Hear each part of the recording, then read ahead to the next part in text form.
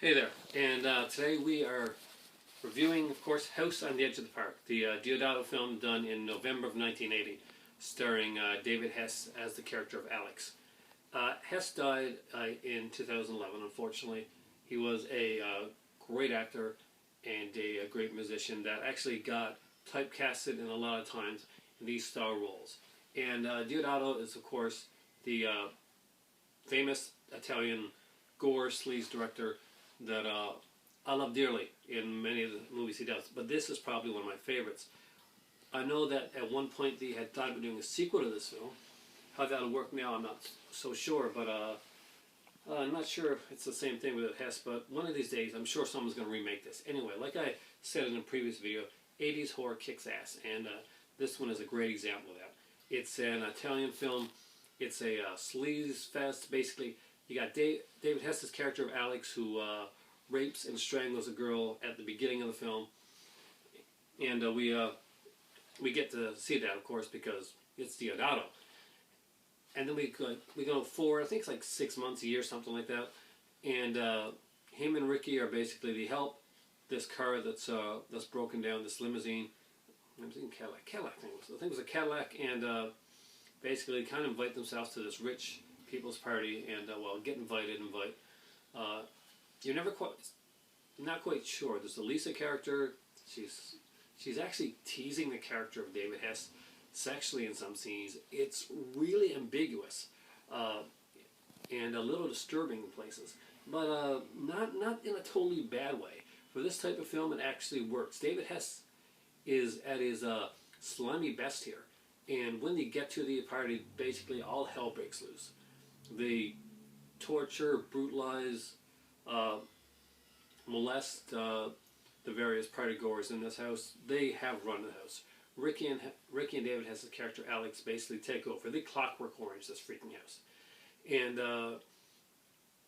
seems to be pretty much the way it's going. Kind of like the Last House on the Left, kind of like what David Hess did before. But here's the twist in this one, and here's the spoiler. So guys, if you haven't seen this movie, you might want to turn this off if you like watching these type of films, and go watch the movie before you go any farther in this review. Then come back to it. But all of the torture that these people go through is planned. I'm serious. All of this torture turns out to be a master plan. The fact that David Hess's character of Alex turns on Ricky and kills him, and that through a fluke, one of the I think his name is Tom, actually, is the one that kind of strikes a blow that brings down the death of David, helps bring down the death of David Hess's character. It was all a plan, because the woman that he raped at the beginning of the film and killed is related to the people in the house. So this is kind of her house, and their whole plan was to bring him there so that he could attack them, so that they could kill him and get their revenge.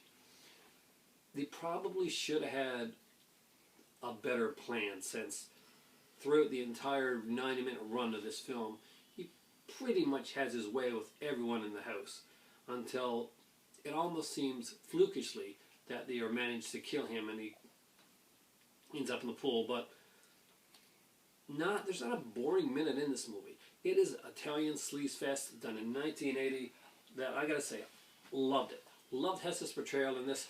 This has a kick-ass cover. You can see it on here. And some great features. This is a Media Blasters edition of this. So if you're going to get any edition of Last House on the Left, kind of like, okay, Last House on the Left clone, House on the Edge of the Park, then you want to get this one, because this is the uncut version. It has some great features on here, including an interview with Deodato. It's got a 30-minute interview with Hess and his family. And basically, there's an Easter egg on here if you can find it. You answer little trivia questions. I think there's about 4 of them. And then you get an extra bonus with David Hess's son, which is really cool and touching, especially right now, since Hess passed away a couple years back. House on the Edge of the Park gets a 4 out of 5 bloody swimming pools for me, and yet another reason why sleazy 80s horror kicks ass. Thanks for watching, and for me right now, it's time for tea.